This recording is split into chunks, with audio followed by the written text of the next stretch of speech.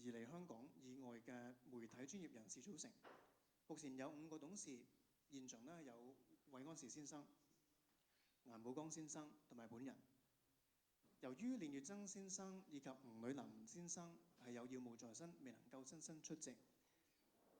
傳協係一個專業機構，成立嘅宗旨呢係努力培養同埋鼓勵會員喺工作當中堅守最高專業標準，喺任何受到威嚇或者侵犯嘅地方守護真相，捍衛新聞自由。傳協亦都會透過培訓同埋交流活動，幫助會員拓展同埋恢復佢哋嘅傳媒專業，亦都會同國際記者組織聯繫，共同監察發生喺香港同中國種種侵害傳媒工作者權益、侵犯新聞自由嘅狀況。AOHKMP is an association of media professionals who have worked in Hong Kong and have been associated with Hong Kong media and are now located overseas. 5 directors of us are Steve Vines, Joseph Ngan, Stephen Ng, Joseph Lin, and me. As a professional body, we defend the freedom of press wherever it is being threatened or violated, and help our members to develop media careers by providing training and organizing mutual help. We strive to foster and encourage our members to apply the highest professional standards in their work. At the same time, we shall assist former Hong Kong media professionals to rebuild their lives and find work opportunities to resume their media careers in their current locations. AOHKMP shall also liaise with international journalist organizations to monitor media violations and attacks on freedoms in Hong Kong and China as well.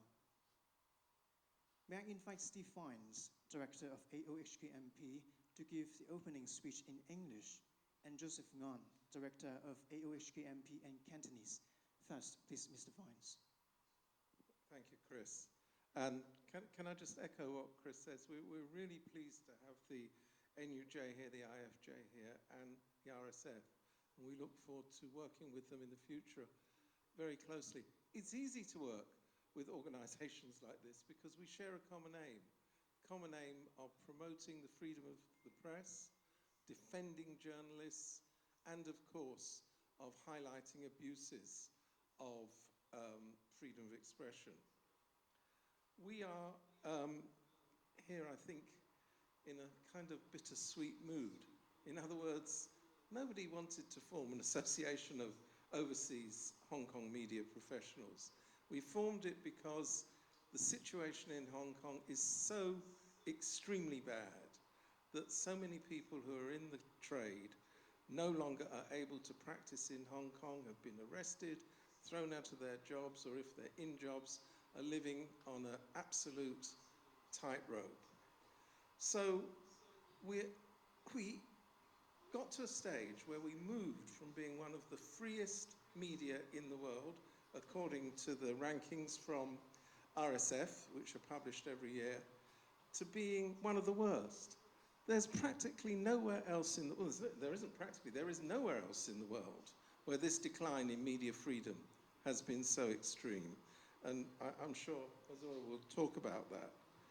But, you know, we're here in a free society where we don't have to look over our shoulders every time we say anything. Yet, even in Britain, we see the thuggish behavior of the Chinese Communist Party manifest on the streets of Manchester and elsewhere, incidentally. The idea that these people who call themselves diplomats can go around in a free society beating people up, it's not unacceptable, it's deplorable. And I just speak personally here, I very much hope those so-called diplomats are expelled.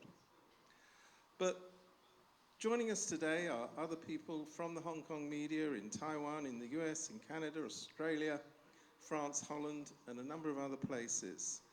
And we hope that we can use this network to pursue the objectives of freedom of expression. We meet, this wasn't our design, but we meet at a very sensitive period. Our colleagues from Stan News went on trial today for subversion. Jimmy Lai will be on trial, I think it's confirmed for tomorrow, and other colleagues from Next Media are going on trial for various offences which will carry inevitably very long prison sentences. We cannot forget our colleagues who are still in Hong Kong, and we're not going to do that. So this is our priority at the moment, is to make sure the world is fully aware of the weaponization of law in Hong Kong, and to make sure that our colleagues in Hong Kong's bravery is acknowledged. We won't forget that. You know, as well as the, if you like, the political side of this, we have other responsibilities as journalists to look after ourselves. We don't expect anybody else to do that. So a prime objective of this association will be mutual assistance. We want to help particularly new arrivals and younger members of the trade who are here to establish themselves and to settle into their new homes.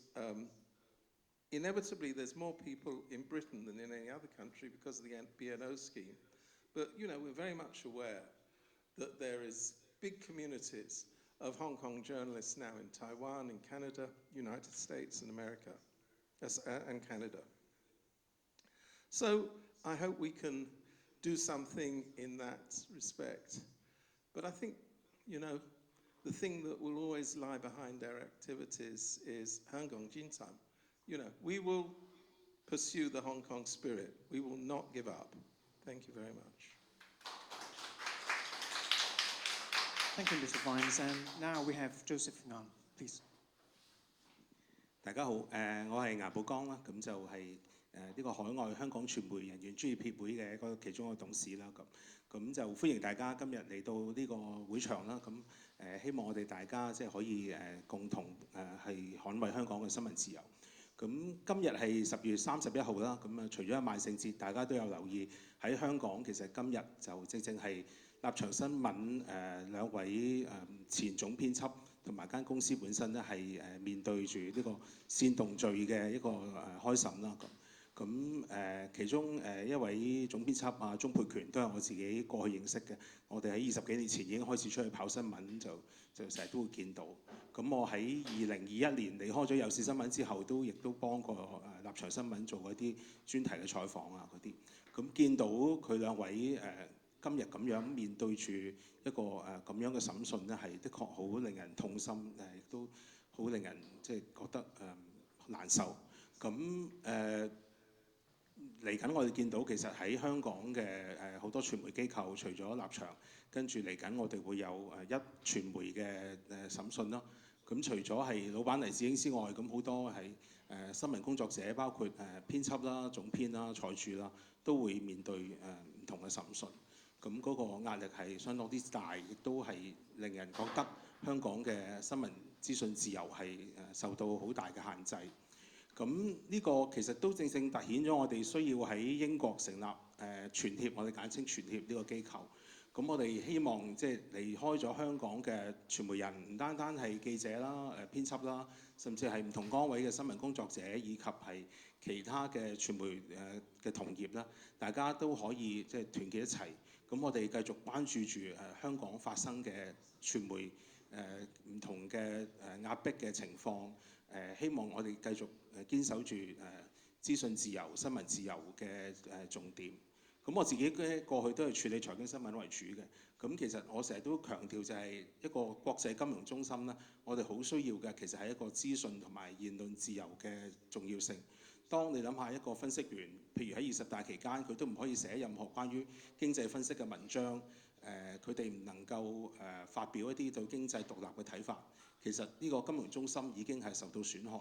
咁呢個正係凸顯咗即係一個資訊同言論自由嗰個重要性。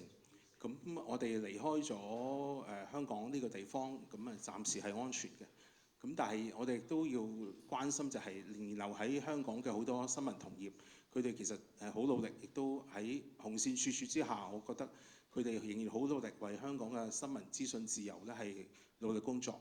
我哋作為海外嘅即係之前嘅傳媒人士啦，無論而家係仍然在職或者係已經離開咗呢個崗位，但我哋都希望盡量去關注佢哋，亦都希望提供支持到俾佢哋，因為實在上而家喺香港做呢個採訪新聞嘅自由嘅工作咧，實在係好困難。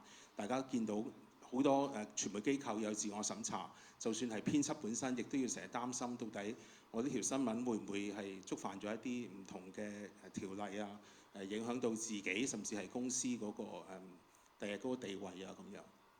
咁所以我哋成立咗傳協啦，咁就希望係團結到我哋呢批海外嘅傳媒人啦，咁就繼續關注住香港嘅新聞資訊。咁我哋亦都有其他工作嘅目標啦，包括為一啲嚟到海外嘅傳媒人士啦，我哋希望可以盡量提供唔同支援啦。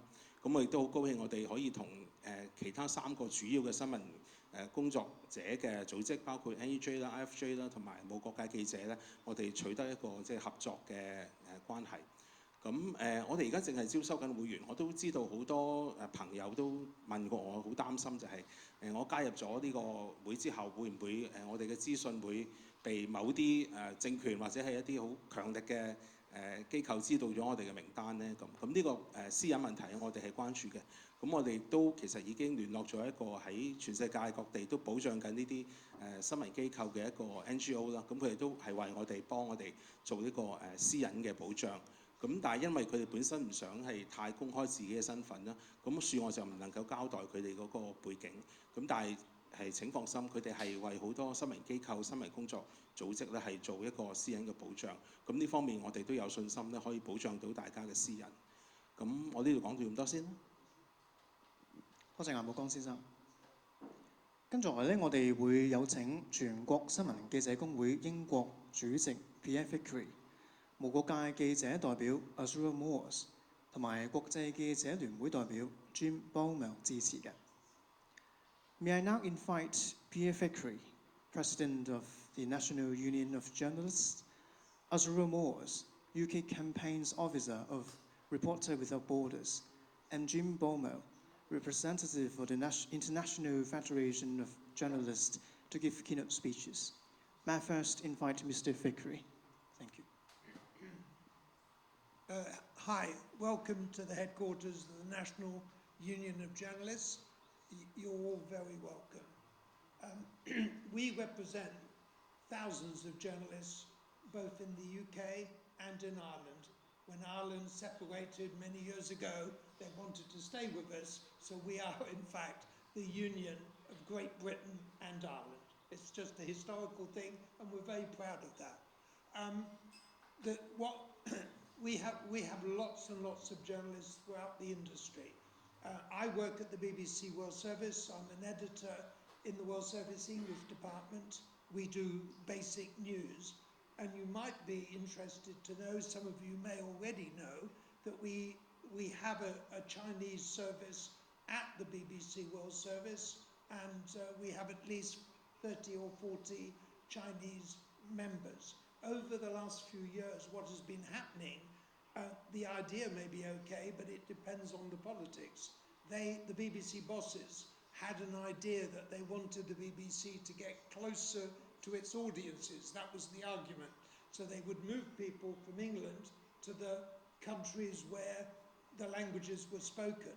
That's fine in a democracy. We had a ridiculous case about 15 years ago where the BBC said they wanted to move the Thai service to Bangkok, and the reason given was because Thailand was a fully fledged democracy.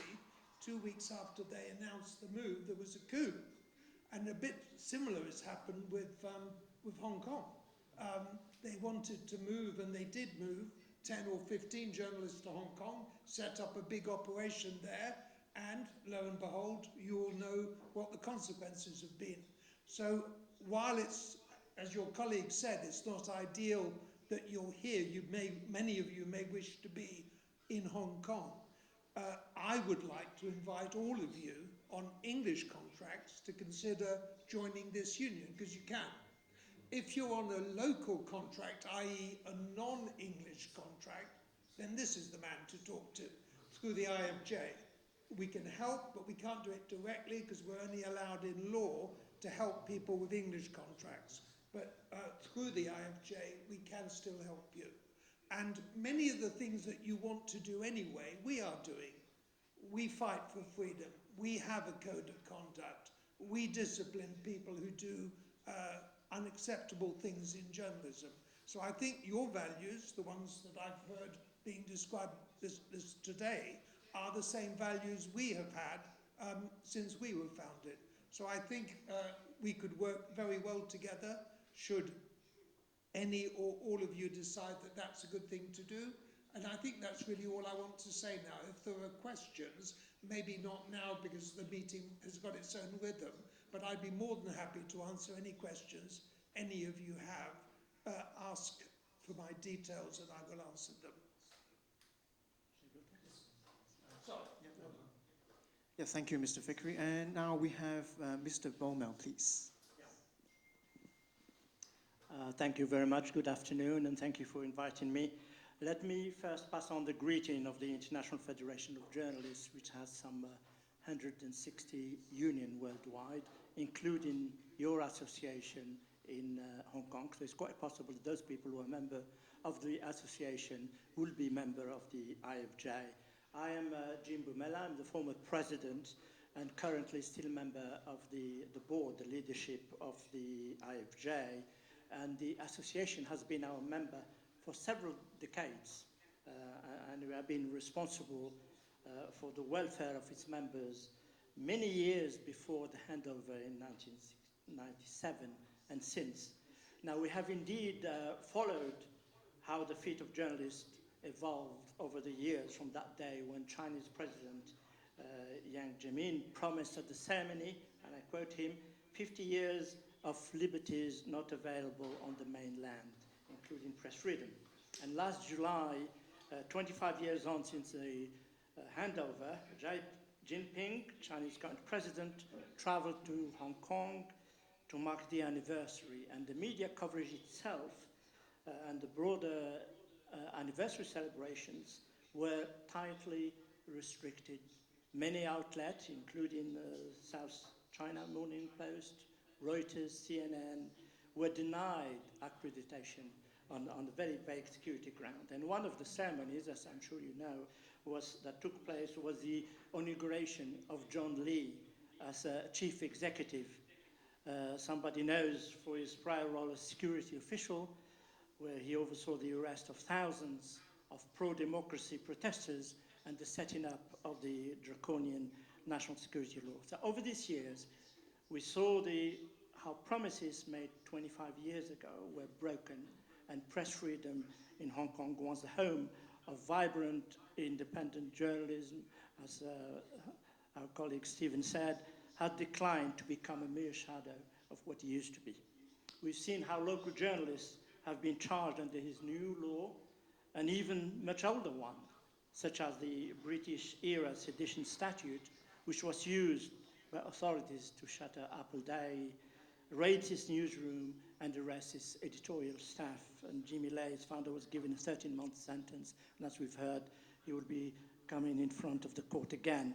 Weeks later, Stand News was also raided, its assets frozen, and some of its journalists arrested. Soon it was the turn of Citizen News to be shut down.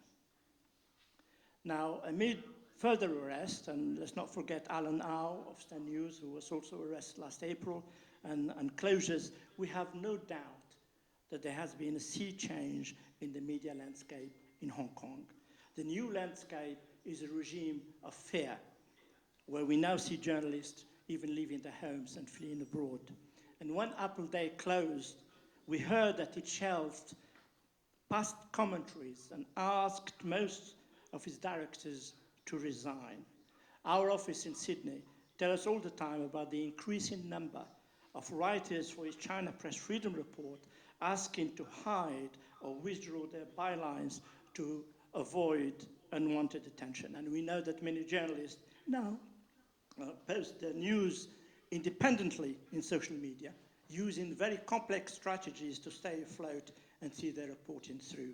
Even international outlets are under the cosh, and there are rumors that some may even relocate, to neighboring countries. We're also worried to hear that our affiliate, the association, had an extraordinary meeting to discuss whether to cocoon or to shut down. And thankfully, it was decided to continue representing journalists. And this decision has had a huge echo among the global community of journalists. We know it is a brave decision at a time when self-censorship has become the norm and journalists had to keep their profile low. And we also know that most do everything they can to outsmart the authorities. Now, the future seems bleak, and I must say something about the recent development this time outside Hong Kong. And it has long been clear that Beijing repression does not end at China's border. We all know of its attempt to restrict political expression overseas, even here in the UK, after this incident a few days ago in Manchester outside the Chinese consulate. This is something that I'm sure the NUJ will follow up and make a representation to the UK government and also to Chinese authority through its group of MPs in Parliament. And we are all shocked to learn about the activities of service centers all over Europe, which were recently exposed as being used to track Chinese citizens, including dissidents, and pressurize them to return back to China. On this, the IFJ will alert all its affiliates worldwide to be vigilant and assert forcefully the political freedom of colleagues wherever they are. We won't accept that human rights concerns are traded away for economic advantage, as it happened in some cases in the past. But today, and I will finish on this, let's celebrate this important initiative. And I thank all the people who put in a big effort for this to happen, which is the launch of AOHKMP. Today is an important day for the Hong Kong journalists, those that continue to fight day in, day out. I read somewhere a great quote, and I'll read it, written in Stand News, describing this fight. It says, "While we still can, we tell our stories of Hong Kong, resisting the forgetfulness, remembering Hong Kong's resilience, and preserving our adamantine spirit of freedom." This is the spirit that the IFJ affiliate all over the world applaud and have pledged to give their support to. And please be in no doubt that we'll do our utmost to continue to stand shoulder to shoulder with you at every stage of this fight. Thank you very much.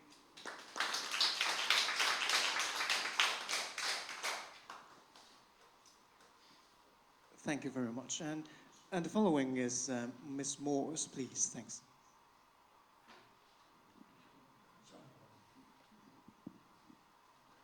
Thank you.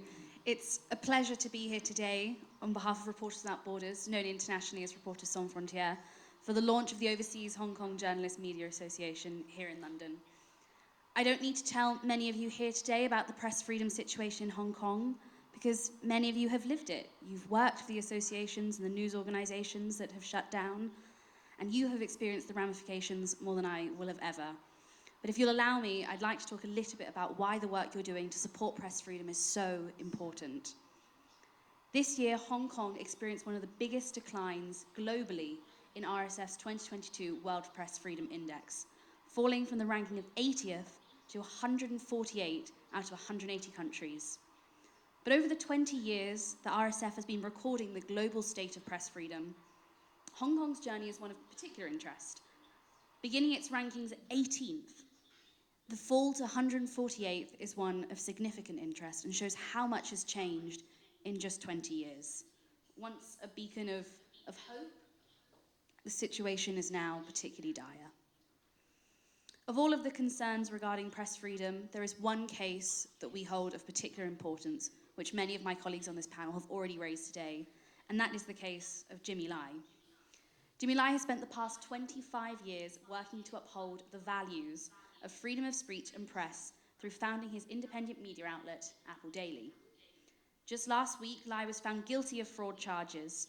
This is in addition to a 20-month sentence he received for contributing to 4 unauthorized pro-democracy protests in 2019 and 2020.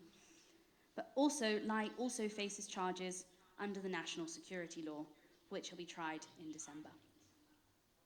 In the past 2 years alone, the Chinese regime has used the national security law as a pretext to prosecute at least 23 press freedom defenders.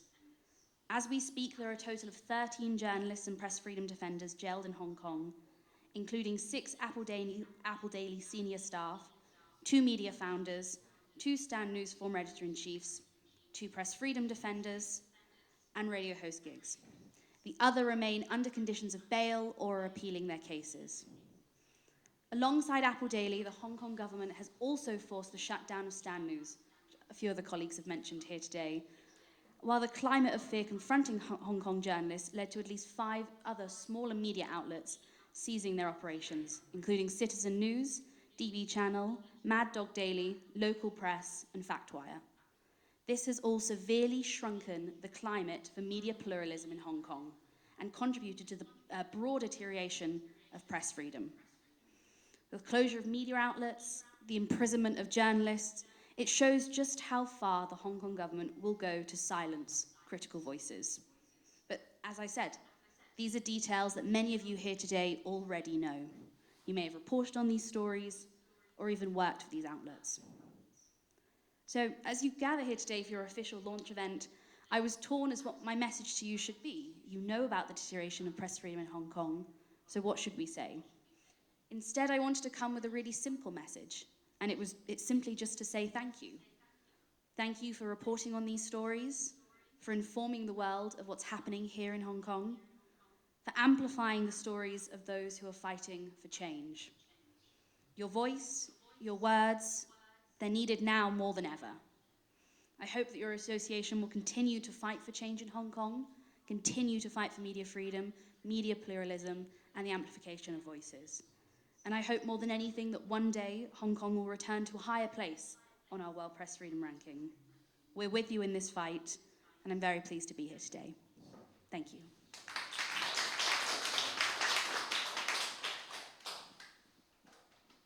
Thank you very much. Thank our 3 honourable guest addresses very much.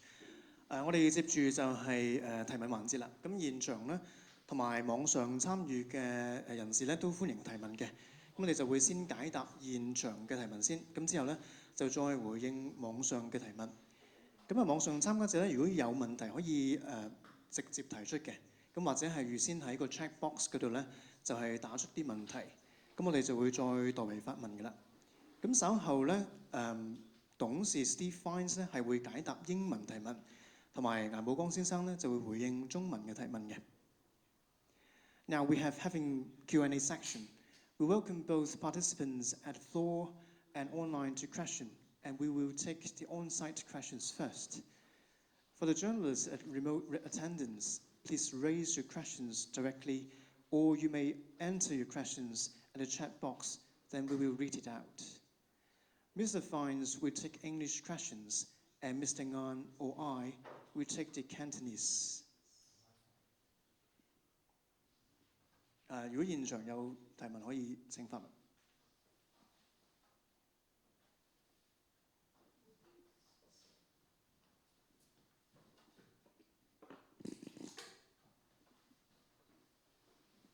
Congratulations for setting up the association. So my question is quite simple. What will be the plan of the association in the upcoming maybe 1 or 2 years? Thank you for that. We have some very specific plans,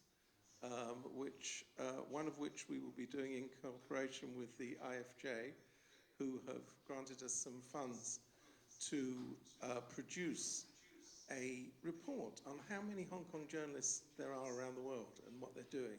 This is information that nobody has at the moment. As far as campaign is concerned, unfortunately, events dictate themselves. We don't dictate them. But, you know, this is a crucial period for people in Hong Kong who are on trial, as everybody here knows. So I fully anticipate we will be highlighting these cases and campaigning on that. And then, you know, there's a range of work that we can start doing with helping our fellow journalists overseas, directing them to employment opportunities, to study opportunities. We're also envisaging doing some training courses, that sort of thing. So it will be a mixture of all of those things.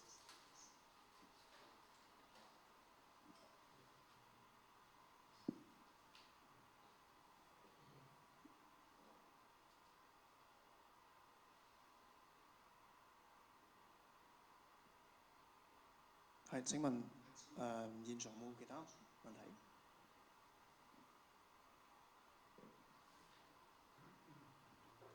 我想問翻個中文問題。咁而家好多香港嘅以前嘅媒體人嚟到海外，尤其是英國啦。咁我發現好多都係好難去大家組織起嚟，因為大家都仍然好害怕嗰個國安法，甚至乎好多人都驚唔可以再翻香港，或者係影響到喺香港嘅朋友或者親人啊諸如此類嗰啲。你點樣去說服呢班人可以即係參加你呢個組織咧？多謝個問題先。咁呢個的確係一個好真實，亦都係好多朋友同我直接反映佢哋對加入傳協嘅一個憂慮，就係到底自己嘅身份會唔會被披露啦？好多朋友佢哋本身亦都有家人啊，好多朋友都係仲喺香港呢個地方，咁會唔會變咗加入咗傳協之後會變成咗黑名單，甚至入境嘅時候會有危險咧？咁呢個我哋會盡力保證嘅，因為我哋頭先我咁講啦，因為其實我明白嗰個私隱問題咧係好多傳媒朋友好關心，亦都好關注。咁所以我哋係的確聯絡咗一個好喺業界入邊好有廣泛聯繫嘅一個 NGO 咧，幫我哋做呢個數據同埋呢個網頁上嘅保障。咁而佢哋所有入嚟嘅會員嘅申請咧，都會係經過我哋董事會兩個同事嘅同意咧，先至會正式加入。而佢哋本身係唔會有其他嘅可以接觸到嘅 access 到嘅資訊嘅數據庫。咁我相信即係喺呢個 NGO 幫我哋保障之下咧，其實大家入嚟嘅資訊咧係唔會對外披露。咁呢個亦都係保障咗大家喺第日如果真係有機會需要翻去香港嘅時候咧，即係呢個資訊係唔會成為咗自己一個障礙。咁呢個我明白係好多朋友都好關心，咁所以我頭先發言嘅時候已經講咗一次，亦都希望即係過去唔同新聞協會嘅一啲 track record 咧，都俾到大家信心咧，就係呢個 NGO 係可以保障到我哋嗰個資訊嗰個保密性。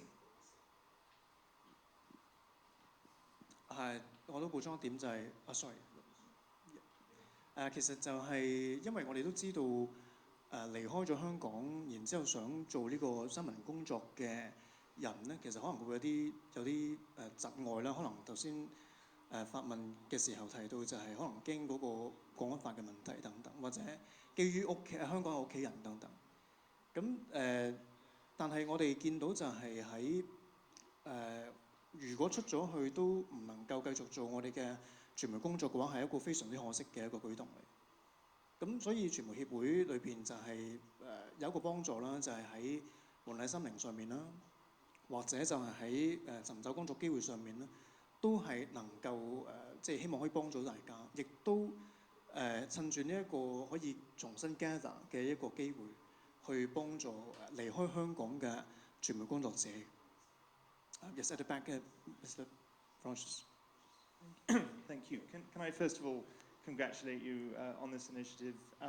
As many, if not all, of you on the panel will be aware, earlier this year, Hong Kong Watch produced a report on press freedom. Steve contributed to it, and Azzurra and Steve spoke at the launch of it. So I'm really excited to see this development. My question for you is, obviously your focus is very rightly on press freedom in Hong Kong and on the situation of Hong Kong media professionals outside Hong Kong.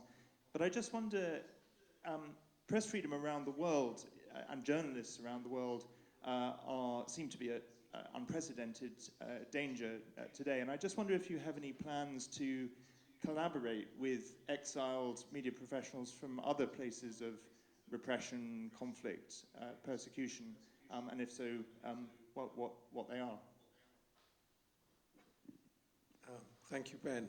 You're quite right. I mean, the one thing that we know about suppression of freedom of expression is it's neither novel nor it's original. Every repressive regime on the face of the planet makes it its business to try and shut down the free media. So we all face similar problems. So the question is, can we, as the Hong Kong end of this problem, we're the new arrivals on this block. We never expected to be on the block which was joined with, those fine people in Pyongyang and Russia and what have you. So I think the answer to your question is we certainly will be working, particularly with organisations like Reporters Without Borders and the IFJ, which has as its mandate to defend press freedom internationally. But, you know, one thing that I think we learned from the Hong Kong protests, which always struck me as being very interesting, was the quick way that although the protests were focused on the situation in Hong Kong, you saw some protests Catalan flags when people in Catalonia were being oppressed. You saw in Hong Kong the way that people adopted the magnificent example of the Baltic states in linking arms to highlight the solidarity of the people and the resistance to oppression. So I fully expect that we will work, I hope we will, work with other journalist associations and individuals in furthering those aims. I don't know if Jim wants to. Thank you very much. I thought that you were addressing, in particular, you know, the newly launched organization. But of course, there is a sort of overlap because not all, but certainly kind of quite a big number of journalists in Hong Kong are members of the association, which itself is a member of the International Federation of Journalists. I think you came late when I mentioned greetings from the IFJ, which has over 160 organizations throughout the world. And only last June, it held its most recent Congress. Unfortunately, our colleagues from Hong Kong couldn't be at the Congress for logistical reasons, but certainly journalist organizations from all over the world that were there, as well as organizations from the region. And those organizations are going to be crucial in terms of hosting and nurturing and helping some of the people that the situation in Hong Kong has become unbearable for them. I think Steve mentioned, you know, Taiwan, which is next door. We've got union in Taiwan, and it's just a matter of, you know, working hand in hand with the newly formed association to see what are the needs and how we could harness, you know, that help. Canada has been another country that is something that we can work on very immediately. We've got 3 unions in Canada, and they just in terms of hosting, in terms of linking up to what's happening elsewhere and the fight, you know, against this decline of press freedom, the door is open. Through the association, all that work is being done and is being coordinated by our office in Sydney that will be coordinating some of the academic work that is needed, because it's practical work, you know, that would map out where those journalists are and other things as well.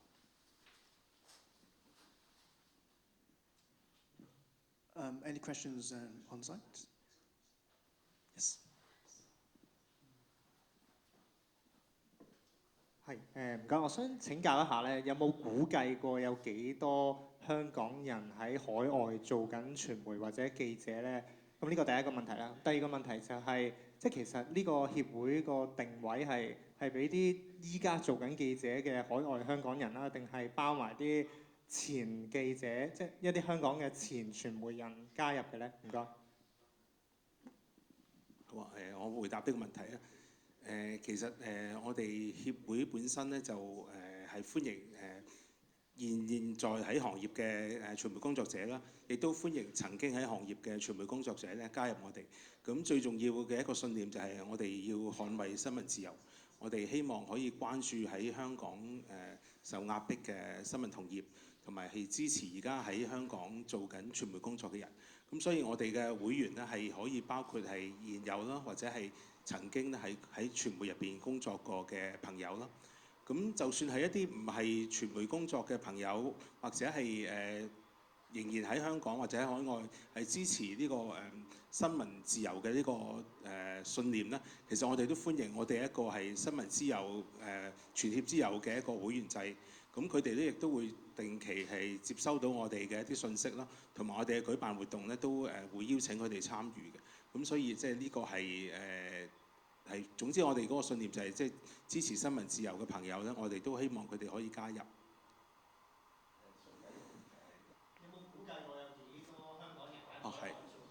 唔好意思。呢個數字其實當然因為大家都喺雖然大家身邊好多朋友都會知道，即係自己好多同業啊或者自己公司嘅人都已經離開咗香港，咁但係個數據就好難去暫時去統計。咁所以我哋其中成立咗呢個傳協之後，其中有一個 project 咧，就係希望喺一啲資助之下咧，我哋係可以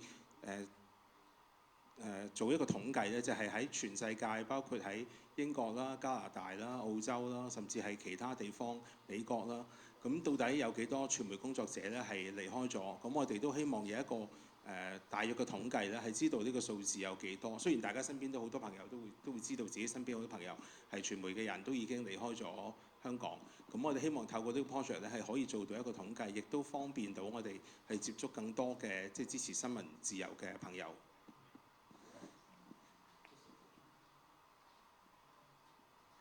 There is a question online asked by James. The question is, there are many journalists who have left Hong Kong and are unable to find jobs as journalists in their new homes. Can they join the association? And would they be able to get some kind of professional accreditation even if they are not working as full-time journalists? So that, unfortunately, is a question that is of great concern to many people who've arrived in England. Very difficult, and we have to be realistic, for people who have held down often quite senior and responsible journalism jobs in Hong Kong to find that sort of work overseas. One thing that we will certainly do is act as a clearinghouse. If we hear of any work coming up, we'll be putting that information on our website. We will definitely be engaged in directing people towards training opportunities, and as well as scholarships. There is a new scholarship that's just been announced. I haven't discussed this with colleagues, but we'll be publicising that on our website soon. But more generally, it is the second part of James's question is a bit more complex. We are in no position to accredit journalists. So if people are not actively working as journalists, it's very hard for us to accredit them. But we can most certainly invite people who've been involved in the Hong Kong media to, and are not currently working in the media, to join the association, not least because so many of those people wish to return to journalism, or even on a full or a part-time basis. And secondly, because we value the experience that people have. There's some very experienced Hong Kong journalists now living overseas. We want to tap into that wealth of knowledge and experience and use that to good purpose. But perhaps, Pierre, you can explain the situation here. Yeah, I mean, this is not the first time that this situation has arisen. For example, within the last 12 months, when the Taliban took over in Afghanistan, the BBC, just my own area, had about 100 people in the BBC bureau in Kabul and other regional centres. And we spent a lot of energy and a lot of time and money getting many of those people to the United Kingdom. Now, they joined the NUJ. Clearly, they weren't earning, and they were able to join initially without paying any fees because they didn't have any money. But we then worked really hard to get the BBC to give them jobs in the UK with the BBC and other places. And the IFJ was very active as well, both in terms of actually physically getting people out of Afghanistan and then helping them to resettle and to resume their work as journalists once that process had moved. So I certainly don't want to get into the nitty-gritty of the way you run your association, but any of you working journalists here who are intending to stay here and remain as journalists, you can certainly use us as a conduit for that to happen, and you can count on our full support. Now, he's a personal friend of mine, the head of the BBC Chinese service, so there are ways in which I can put you in touch with him and others. There are other Chinese outlets outside China where we are able to be helpful. I'm not touting for business here. I am merely trying to show you the solidarity that you would expect from a journalist union that is part of the International Federation. So, as I said right at the beginning, maybe not now because this is not the point of the exercise, but if anybody has questions or wants further information, take my details and contact me on another occasion, but soon. Yeah, thanks very much. I think you covered that subject very well. Just in terms of outside the UK and throughout the world, I don't know how many people in this room are a member of the association, but by being a member of the association, you are entitled to the international press card. And usually the international press card is crucial, not in every country, but in many countries for people to apply for accreditation. There are many countries where you don't need any accreditation, you can work as a journalist, but others where the rules and the law require you to go and register and that kind of thing. This is absolutely crucial, and it's it is done through the local association. It can be done. If you are here in the UK and you are a member of either the association, you could still do it through them, or you can do it through the NUJ should you choose to join the NUJ.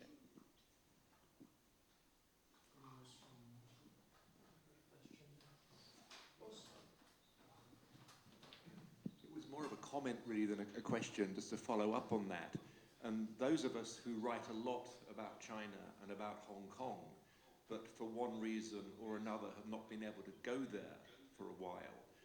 I mean, the people that are coming to the UK have invaluable experience, invaluable contacts, invaluable knowledge about what's going on there, which is far more current than certainly I have. And I think there's a lot of us who work, whether it's in writing books or articles about China and Hong Kong, would very much value being in touch with people that have this more recent expertise with a view to collaborating, perhaps working together, and maybe, you know, a halfway house to help people get back on that journalistic platform or ladder in the UK. And I think perhaps that's one thing that the association may be able to do that kind of network and put those of us who are writing regularly about the situation in Hong Kong and China in touch with people that really have this more current expertise.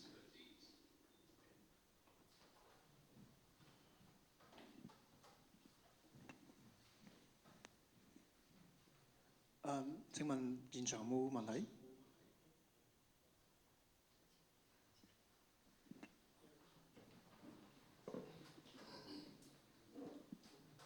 我想請教下咧，譬如以前喺喺香港做開中文媒體嘅一啲記者咧，如果想喺翻呢一度，即係可能投身翻本地一啲嘅媒體公司 BBC 啊、Telegraph 嗰啲咧，譬如即係可能因為我身邊都有一啲嘅前行家，佢哋都係即係好覺得自己嘅英文唔好啊，佢個 language 即係好懼怕，即係唔敢做翻一啲 local 嘅 media 嚟講，會唔會可能有一啲即係培訓上面或者一啲嘅課程上面係依家首先嘅 plan 係即係幫到有一啲即係想做翻即係以前從記者嘅行家可以即係投身翻喺呢一度嘅一個 local 嘅行業咧？唔該。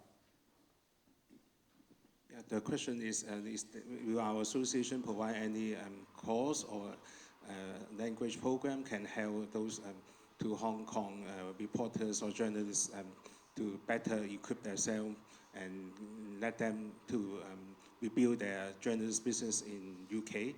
我簡單講兩句，睇下Steve maybe have a more suggestion。